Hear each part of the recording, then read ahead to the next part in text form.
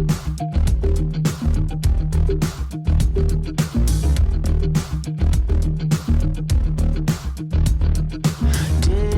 that can feel so long, I've been hanging on to a sad love song. Nights never came to dawn, they went on and on when you pulled me out. And before I knew it, I became all about you. I became all about you. And before I knew it, I became all about you. I became all about you. And before I knew it. You guys are fun. This is the first time we've been together, all the four of us. So Yeah, I'm excited. very fun. Are we ready? Yeah, let's get started. Welcome back to Ads on Air, episode 3. Can't believe we made it this far. I'm joined here with Katie Standish, Derrick Brown, and I'm pleased to introduce our first ever actual guest, other than the backpack on the podcast, Kelly King.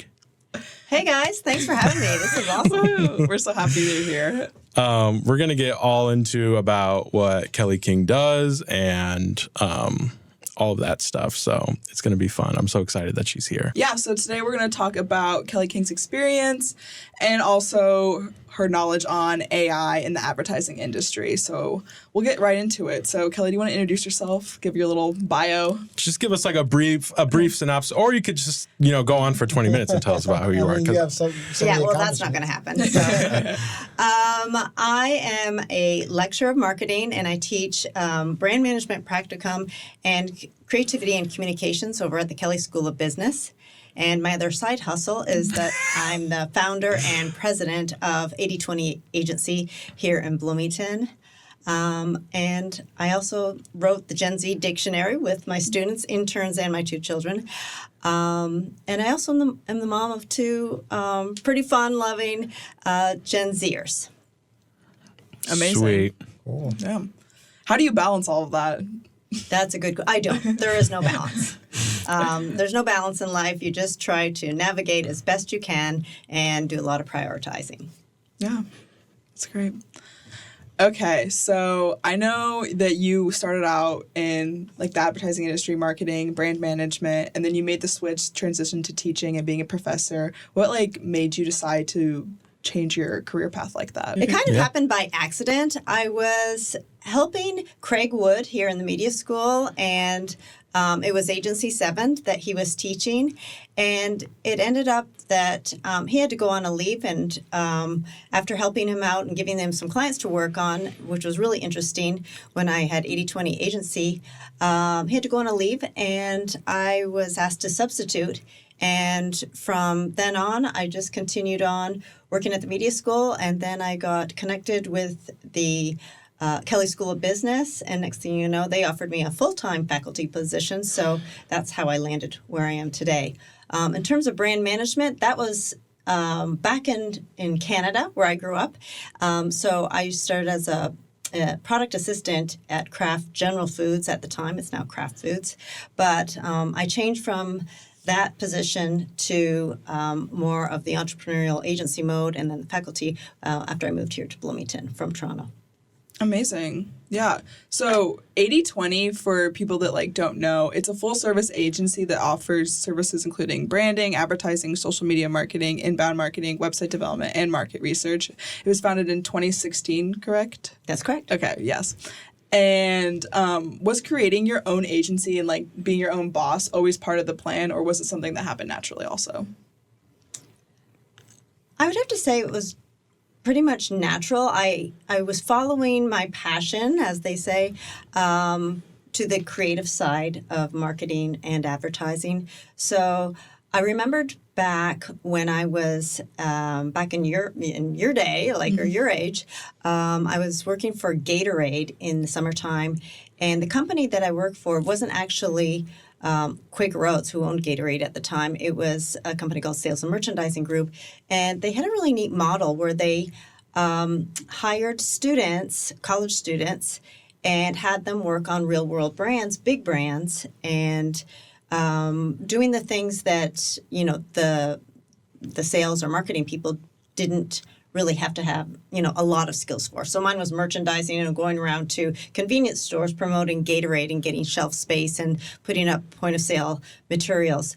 I also moved on to being the Ontario supervisor, so I had a lot of experience with sales and merchandise and all that kind of stuff. But the whole model is what I remembered, and that I called my golden ticket to getting into craft. And having that experience was so valuable. So I thought, wow, we've got the talent pool here at Indiana University here in Bloomington.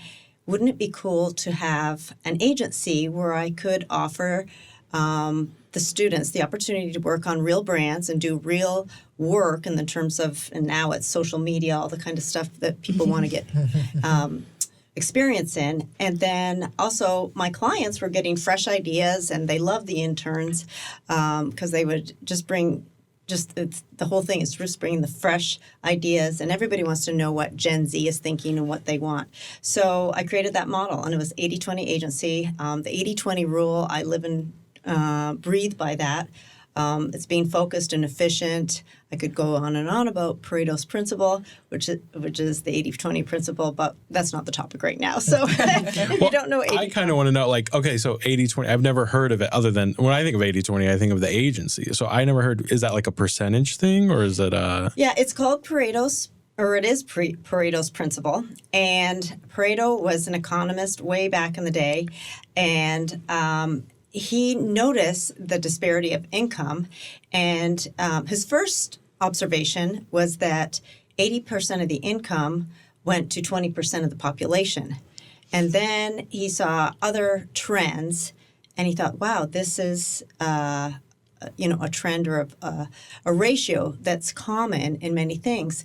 And so if you think of bringing it into a current day, if you think of, and I sometimes say group work or project work, sometimes 80% of the work gets done by 20% of the people. Right? Oh, yes. Yeah.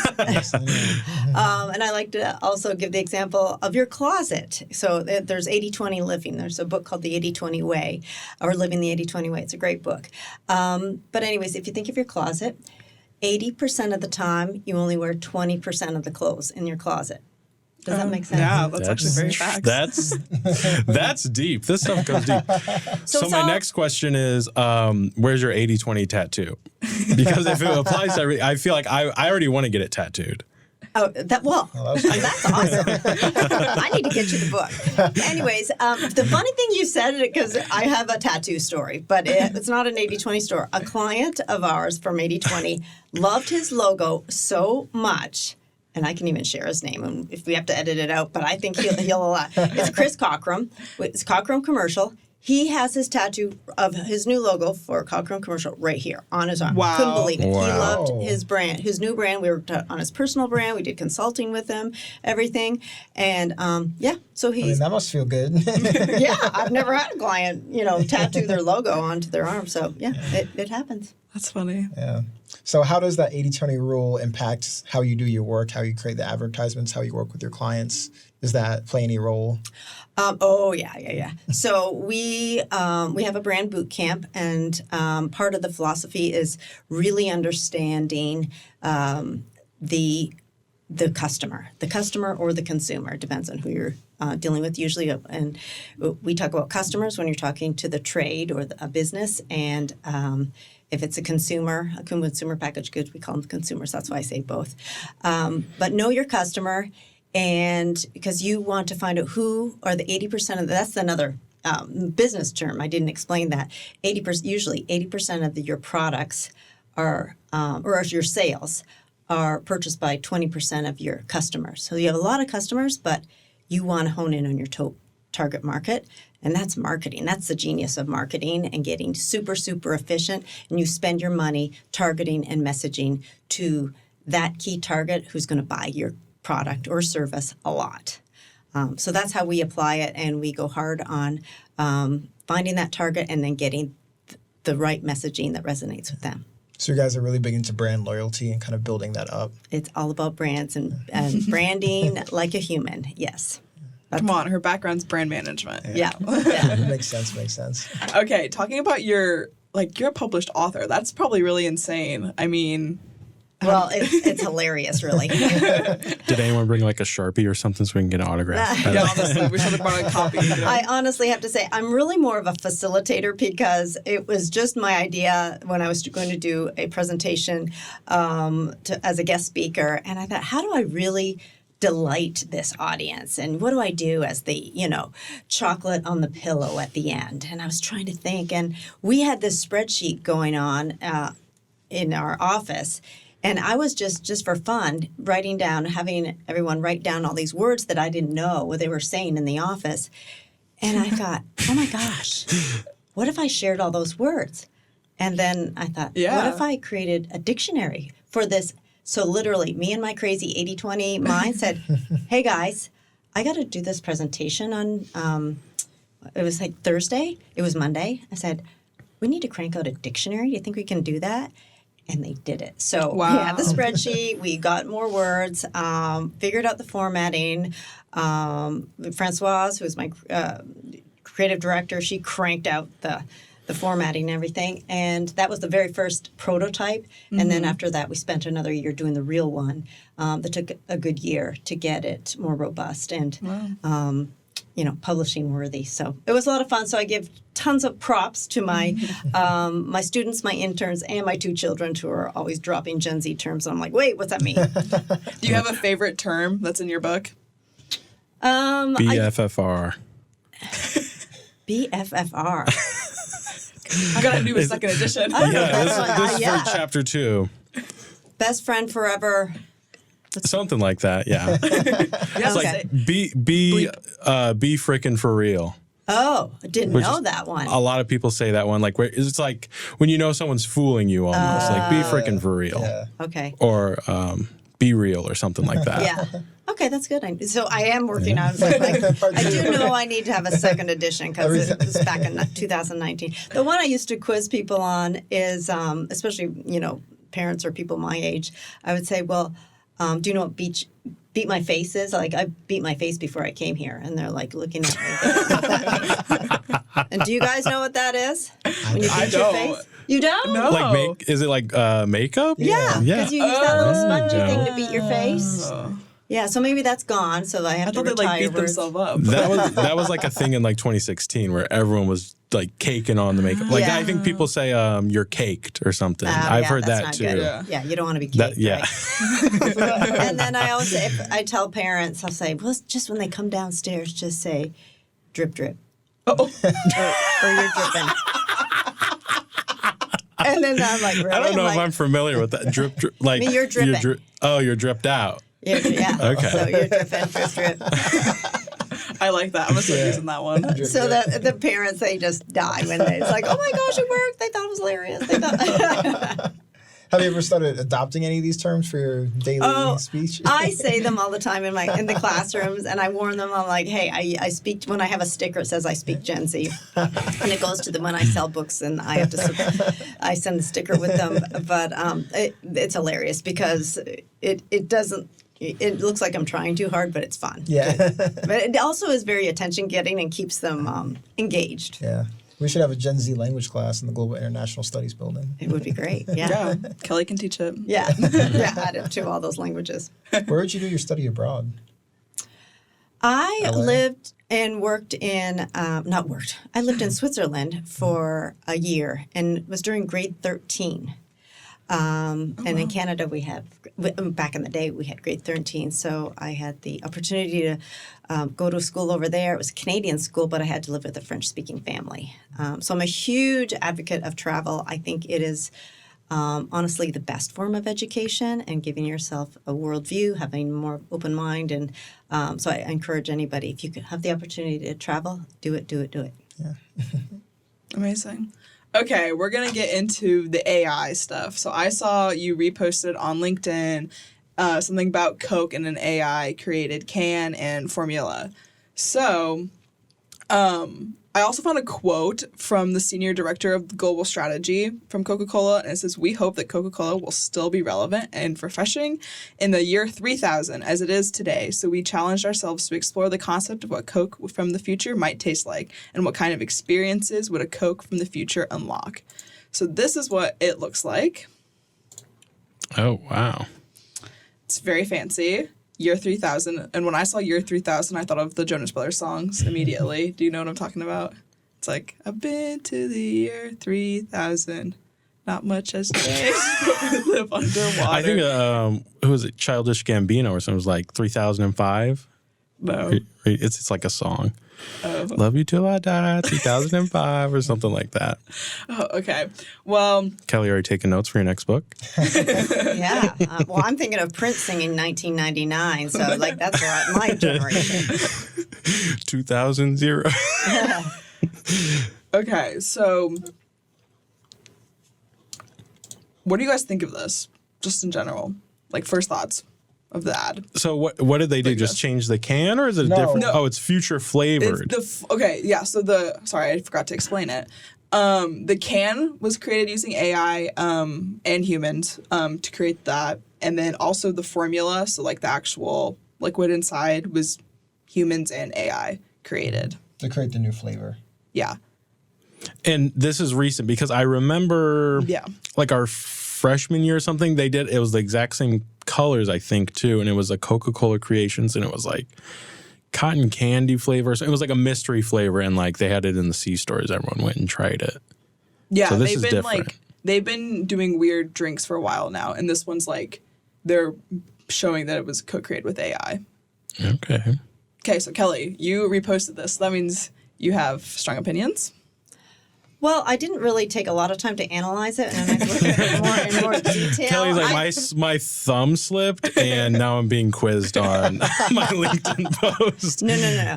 I did intentionally post it, and I just think it's great that Coca-Cola is embracing it, AI, sharing how they're using it, and they are one of the world's most successful brands. So I love that they're using it as an example. I was shocked by the color palette because it doesn't seem current day, especially since it's pink and blue, which just seems so old school male and female and not gender neutral or anything like that, and not earthy environmental. So I was really surprised at that color palette. I mean, it's pretty and fun, but it just didn't seem. Anyways, we could analyze It's the giving color space, like space and scariness, in my Yeah. opinion. Yeah. The when you were mentioning about human, that's the key thing, though, that whatever they do with AI, that they included the humans in the formulation and using human and real people for their prompt and their engineering of what they asked AI to do, because that's the key. That's the key, in my opinion, to using AI. You have to keep it human, and that's one thing that AI can't be is human. So we have to maintain that human element in everything we do and everything we are and all the products we create. Yeah. There's also like on like the pack where you buy the Coca-Cola, they have a QR code. Will access the Coca-Cola Creation Hub where they can filter photos to custom Year 3000 AI cam and do like a little mini virtual reality.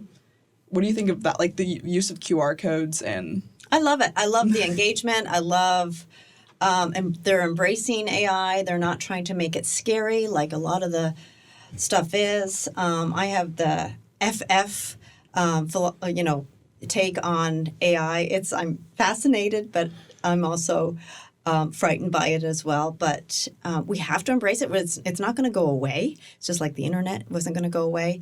But it's supersonic. It's way faster than the internet. So we have to try and keep up and guide the use of this amazing technology ethically and responsibly.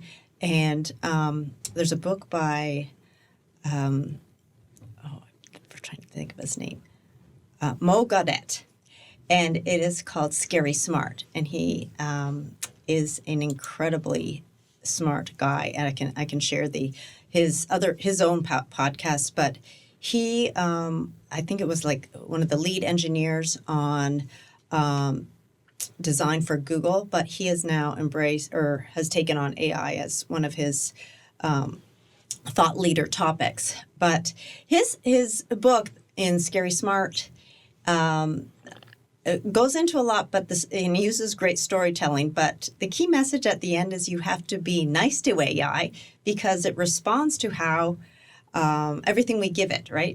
All the prompts and what are input versus output. So he encourages us to think of AI as a human and be polite, be nice, and if we want kindness and good things and ethical things to come out of it, we have to be kind and ethical to this machine because it is a crazy, wild, advanced technology, and I think we need to be responsible prompt engineers, and that is the key term of all the things in the Gen Z dictionary. That's the one term that I think is most important for everyone to take away on this is you want to be a really good prompt engineer for the future.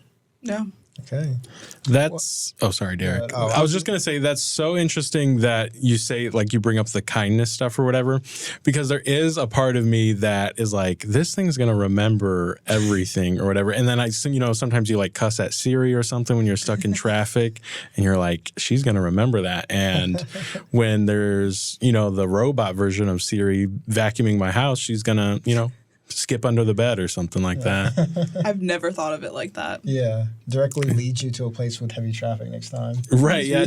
I'm just a little paranoid because I can see it, and it remembers stuff, and it tailors, it remembers stuff because it tailors its future responses to stuff that you said like 3 weeks ago.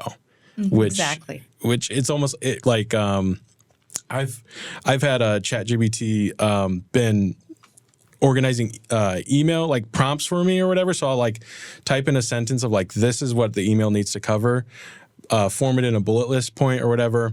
And that way I use that as like my key ideas, and cut the fat out of the emails, which I've been working on. But it's gotten to the point where I just type in like, I don't say anything about the word email or format or anything.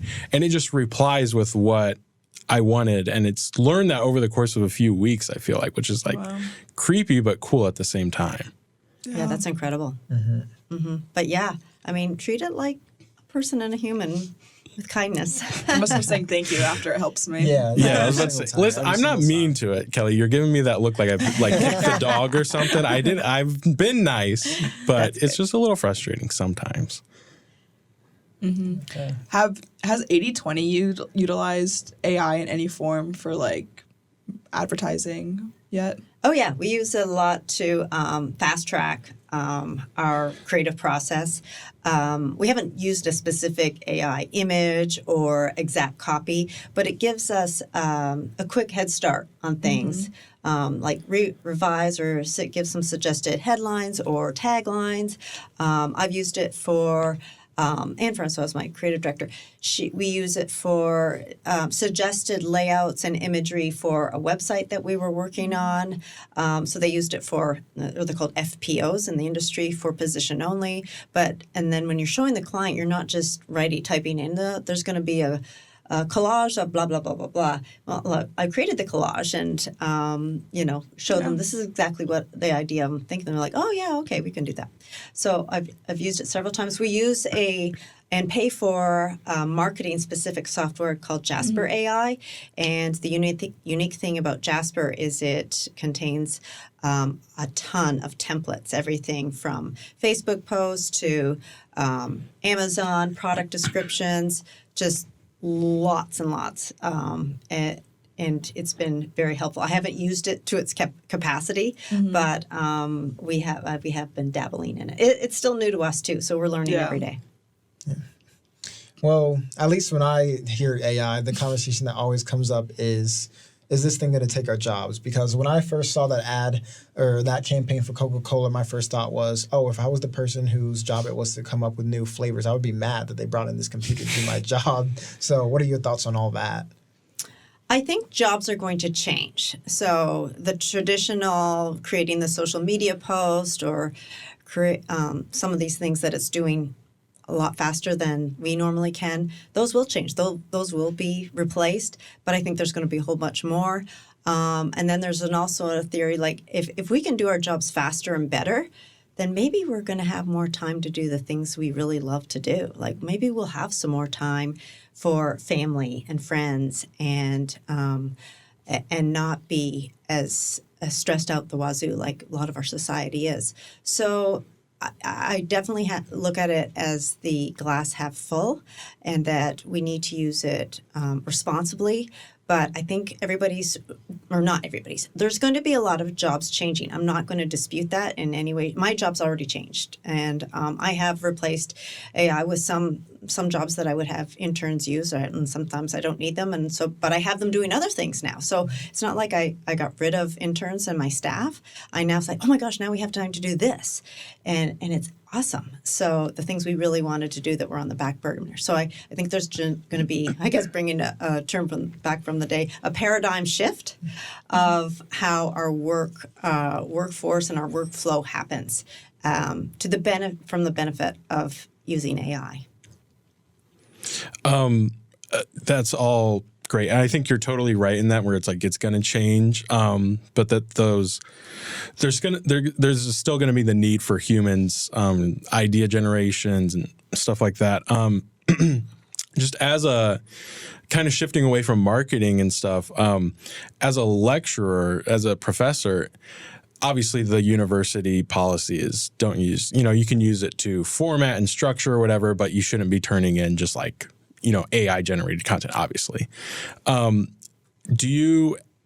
you already shifted the assignments and like your kind of view on like how to measure students, I guess, knowledge and like understanding of the material? And do you think it's going to get to a point where it's, don't write me an essay, go out in the world and show me that you know what I've been teaching? Yes, I definitely had to take AI into account when revising and updating my syllabi this semester, and I incorporated it, and I shifted from doing assignments all like outside of the classroom to I have my students do the bulk and start their assignments and activities inside the classroom, so I can see what they're doing, and there's it's monitored, and a lot of the times the prompts and things, there's no way they could have AI doing it, or I add to it. And for instance, I used on a persona assignment, I had the groups, and it was real world brand management practicum. We create personas. So I asked the students to create them, and they had them going. They were going gangbusters. They had about 80% done. And I walked around the classroom and I said, okay, here's a new constraint or addition to your assignment. It's not really a constraint because it was more of a benefit. I said, now you're not allowed to use AI for this assignment. And they all kind of looked up at me, and they're all in their group work. And then they just turned around and kept working and doing. I'm like, wait a minute, no. This is like required. I want you to use. So I literally walked around and had them log into ChatGPT, and I said, put the prompt in, and I watched them do the prompt because I wanted to see their eyes when this thing cranked out a persona, and that's real world. So it was an experience to say, look how long it took you, and then compare what you've done, how is yours better. And so it's more, in a way, critical thinking of what this AI came up with versus what they came up with as, 4 or 5 intelligent human Kelly students. But it was an interesting exercise. But what really baffled me is they didn't want to use it. So that surprises me too. Yeah. They're like, wait a minute, this is against the rules. Yeah. So it's definitely this shift that's not like that. No, this doesn't feel right. But when I allowed them to do it and like under supervision and everything, but it's tough. I feel for the professors doing English and things like that. It's harder to do the written and the traditional assignments we're used to doing. We definitely have to be more creative and think of other ways, but also use the tool to help give ideas and foster creativity, not replace it, but it's like stimulate creativity. Yeah, for sure. I agree with that. And I love that you're incorporating it into your class, because I feel like it's kind of frowned upon in a lot of your classes and like even like in advertising classes and creative classes, but it just feeds, and that's what kind of makes it more scary is because you're being told not to use it. So like being able to use it is very helpful. So Yeah, I'm trying to be very real world with it, and I'm not. I love that term real world because that's what it's going to be that's happening in the real world, especially in marketing and stuff. People are already using headline generators and stuff like Well, that. yeah, and I've seen, if you looked at Jasper.ai, when I know what's out there in the industry, because you just know if you just have to open up the software, things aren't getting done with a blank sheet of paper from scratch. Everything's now fast tracked. There's templates, there's all kinds of stuff. So, that's our world today. yeah. Gotta adapt. Yeah. Okay, so we've talked a lot about AI, but what are like some other trends that you like have noticed as you're running an agency, being a lecturer, and trying to stay up to date with everything that's happening? So maybe like in the past, like trends, Like, well, obviously nothing as big as AI, but like trends in like the workflow or trends in Like consumer. Like consumer trends, like how you've adapted to like advertising to whatever your target market is, like a bigger trend. Okay, here's what I think the big thing is. And this is not really new, but it may be new to some people in the audience. But this is the way I teach and I embrace it, is that the power of marketing has shifted to the consumer. So it used to be old school. The marketers put the messaging out there, and everybody saw the ads, and then we hoped and prayed that then responded that if we built the awareness, they would buy it. Well, now we have the world where most of you guys don't watch traditional television. Am I correct? Yeah. Right. I'll put on an assignment to watch some show, and nobody watches it, and I'm like, why did nobody do this assignment? It's because they don't even have TV access anymore. So the media has changed, but the power of the consumer is now even more exaggerated because of the influencer world. And you're watching and being influenced by people who are not the brands and the TV ads and the magazines where ads. People don't even look at print anymore. You do like out of home. I know you like out of home and billboards and all kinds of stuff like that. That's Gen Z's favorite type of advertising. But the power has shifted, and it's all about being the most human brand wins. And that's based on Marketing Rebellion. I got to give a shout out to Mark Schaefer. He is the author of the textbook that I use. And that is the philosophy that I have. The more human and relatable you can make your brand, that's what's going to resonate with the consumers. Obviously, also having character, values, a strong prioritization of and the environment and sustainability.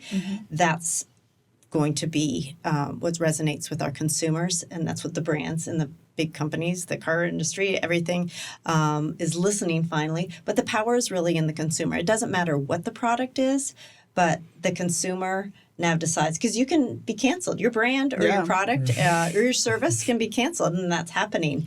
So you brands and advertisers, marketers in general, have to be very, very careful about what they say and what they put out there because they don't have control anymore. The control is in the audience. That was a good point. Yeah. I just think about how I feel like most people's opinions and stuff are not there. It's like back in the day, it used to be, Mercedes puts out luxury ads and they control the narrative and that's what people think. And now it's very much different. Even like with friends and stuff here in Bloomington, I've just been seeing these TikToks of like top 10 things to do in Bloomington when you're, for the fall or whatever. And it's like all these coffee shops and stuff. Those are not from the businesses themselves. It's someone's opinion that is reaching thousands and thousands of people at any given time. And so I think you're totally right. It's all, I think of like Chick-fil-A and their controversies and stuff. They don't really have any, all they try to do is like, repair that and present their best, put their best foot forward. But it's some people are just, once they have an opinion of that brand, that's what it is. Yeah, you and have they to have be so careful. much power these days. Just any random person can get on the internet and say, "Hey, this brand did what did I hate it?" And then if people see it, everyone's like, "Oh, they did that. I hate the brand too." And suddenly it's over. Like, you're canceled. No one will hire you anymore. It's crazy. Yes, yes. Everybody has the power to be on there and get on social media and state their opinion. So the micro influencers are sometimes even the most influential because they have more engagement, they have more followers. Like the Kim Kardashians have, she has tons, millions of followers, but they're not all engaged. But it's the ones with fewer followers that have a lot of engagement. So that's why you'll see brands going to more of the micro influencers. But at the same time, they still have to be careful because they don't have control of what that person's doing on Saturday night, because they could do something crazy, stupid, and then ruin the brand themselves. So it's a little risky, but you're dealing with humans, right? There's human error. That's very true. Yeah. I had a conversation with someone, and the creative director at McGarrett Jesse. I don't know if you're aware of that agency, but he said sometimes their clients, they refuse to work with influencers whenever they pitch an idea, including influencers to them, because they're just so afraid that that person might get canceled and then it's going to bounce back onto their brand, and they have zero control over that. Yep, that's exactly what I'm talking about. I guess this is a question for Katie and Derrick. In your guys' opinion, when you see someone get canceled or they did something and you go to their account and try to do some exploring to see, like, okay, what were they about? And, you're doing like your late night stalking or whatever. And then you see a paid promotion for a makeup brand or whatever. Does it put a bad taste in your mouth for that makeup brand? Or is it just like, I feel like a lot of people are able to separate the two. At least I am in terms of, like, I don't really care because I know that the brand, the brand didn't choose to work with them knowing that they were going to get canceled. I think there's a healthy amount of research that a brand should do. Yeah. But I'm curious to know what your guys' thoughts are on that. Well, for me, it depends on if that individual has a history of being controversial and having a bunch of things going on with them. Because if that's the case, then obviously the brand shouldn't have picked them in the first place. If they have a history of doing things that's going to get them in trouble. Of course, if this is a one-time thing, maybe it's a newer influencer or someone who's really had a squeaky clean record up until then. Usually if the brand acknowledges that they don't agree with that behavior and they kind of make effort to distance themselves, I think they can, for the most part, 100% come back from that, because like you said, they have no control over that. They didn't really know. They can't tell the future what this person's going to do. They can't really control, even though they have contacts with this person and have stipulations or whatever, they can't control this person. They have no authority over how this person spends their weekends or what they do, what they post. That's not involved with the brand itself. So For me, I don't associate the brand with the person, but also I feel like I come in with a mind of, I'm studying advertising, I want to work in advertising, I know how that works, versus other people reading it or watching it or seeing whatever, they don't have that mindset, so they might be viewing things differently just because I think about that like, oh, right, this we're brand kind of did not. biased, and I never thought about that. Exactly. I might be a little biased in that And sense. Yeah, and I've started realizing that with things I see, because I watch an ad and I like make comments to my roommates and stuff, and I'm like very much like that now. And so now they'll like bring ads to me, and like now they're becoming more conscious of it. So then I'm like realizing my influence that I have, but I'm like, they didn't have that mindset before, so they definitely viewed things way differently before living with me. So it's like making me aware of that. So Yeah. we're all kind of biased here sitting here. I'm horrible on road trips. I'm just like looking at billboards like, that one sucks. You can't even read what's saying. Why would they put cursive there? Like, Yeah, exactly. it becomes a thing. Okay. Wrapping us up, Kelly, what advice would you give to an advertising student right now in this, your experiences?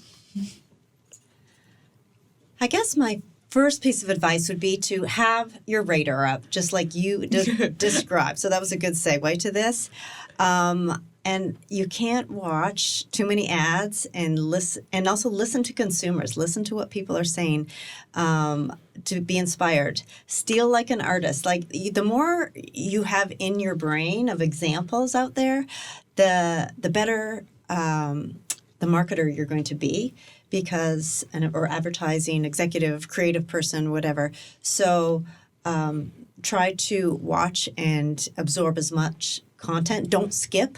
I'm not saying you have to watch every YouTube ad. They're long sometimes, but watch some of them. Watch a little bit. See what's going on. And we critique a lot of ads in my classes. And I'm like, who's the target market? What's the key message? And just force yourself to do that. So if you're in this world, make it a daily habit, just like it sounds like you're doing with your roommates, which is terrific, and that's exactly what you should be doing. I'm the crazy one doing that as well, and I'm always like, who approved that? But then other things, I also mentioned work on becoming a fantastic prompt engineer. That's the new hot skill, hands down. I think that's super important.